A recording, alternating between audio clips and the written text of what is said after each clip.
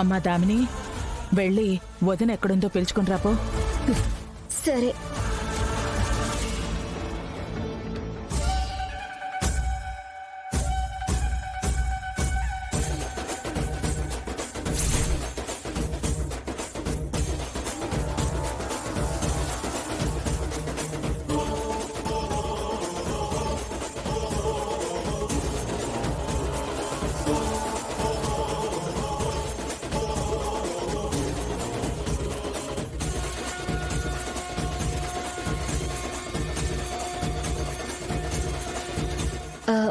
వదిన ఎక్కడా కనిపించట్లేదు.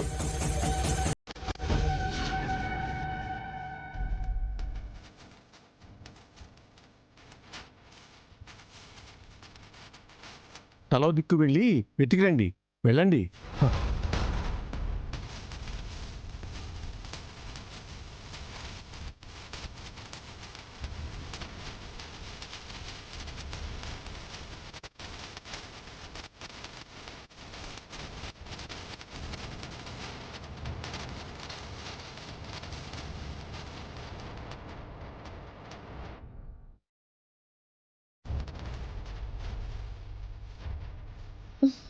ప్రీతి అక్క,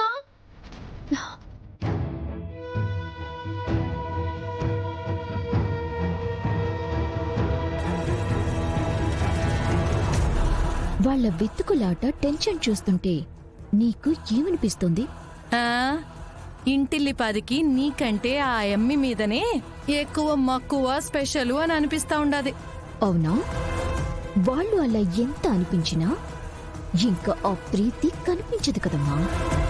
దాని మీద వాళ్ళకి ఎంత ఇష్టం ఉన్నా ఏంటి ఉపయోగం?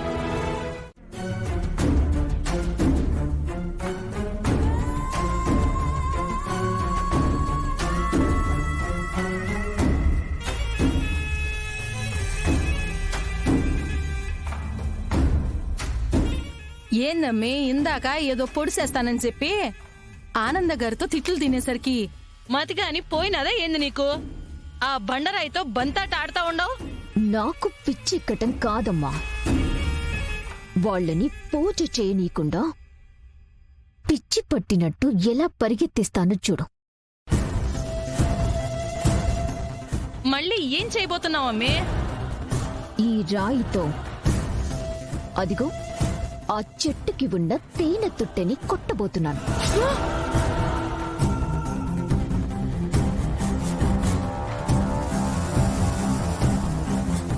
ఏందమ్మి నువ్వు మాట్లాడేది? లేకపోతే ఆ ఆనంద భైరవి నేను కూర్చోవలసిన స్థానంలో ఆ ప్రీతిని కూర్చోబెడుతుందా? పైగా నన్ను అందరి ముందు అవమానిస్తుందా? పంతులు గారు ఇందాక పూజ మధ్యలో ఎట్టి పరిస్థితుల్లో లేవకూడదు, లేస్తే పూజ భంగం కలుగుతుంది, దోషం అంటుకుంటుంది అని చాలా స్ట్రిక్ట్ గా చెప్పారు కదా. ఇప్పుడు ఎలా పూజారి పూజ చేయిస్తాడో నేను చూస్తాను.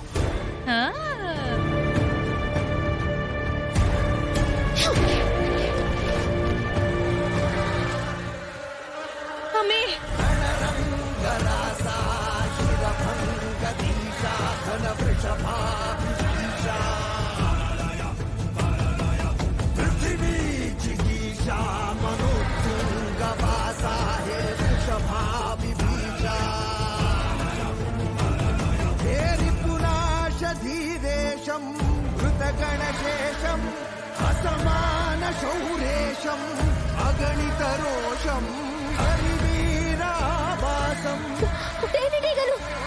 శివపాశం శిఖరేశం ఋషిగుణ వృషభనిదం.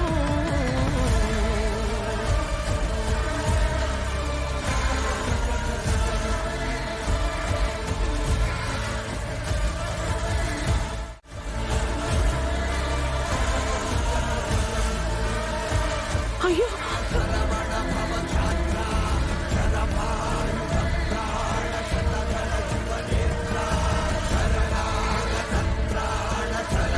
బాబు, పూజ మధ్యలో నుంచి లేస్తే అపచారం. కానీ పంతులు గారు, తేనెటీగలు వచ్చేస్తున్నాయి కదా. అవి కుడితే చాలా ప్రమాదం. దర్శన్, నువ్వేం దిగులు పడద్దు. నీకు ఈ అమ్మ ఆనంద భైరవ్ ఉంది. అమ్మా కానీ అత్తయ్య గారు, శరణ్య, ముందు పూజ పూర్తి చేయండి. ఆ తేనెటీగలు మీ దగ్గరికి రాకుండా నేను చూసుకుంటాను. అమ్మా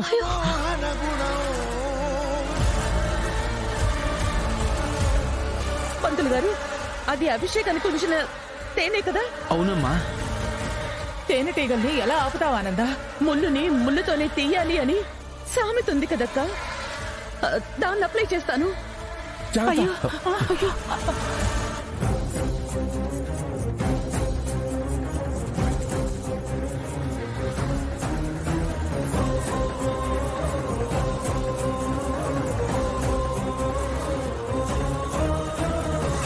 అరే జాగ్రత్త, వెళ్ళండి.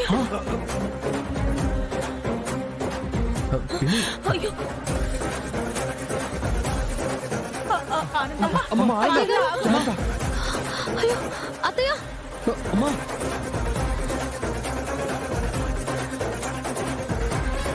ఆనంద, వద్దా ఆనంద. పిన్ని అత్తయ్య.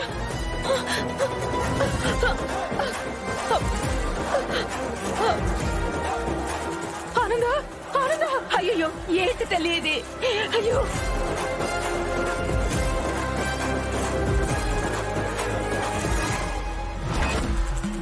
అమ్మా అత్తయ్య, అయ్యో, ఆనంద, ఆనంద. అమ్మా అయ్యో, అమ్మా.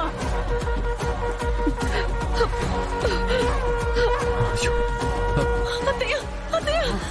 ఆనంద, అయ్యో. అత్తయ్య, అమ్మా అమ్మా, ఆనంద.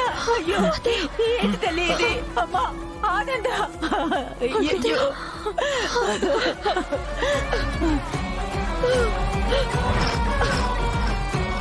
అమ్మా ఆనంద, అమ్మా, ఆనంద, ఆనంద. మా నాన్న ఆనంద.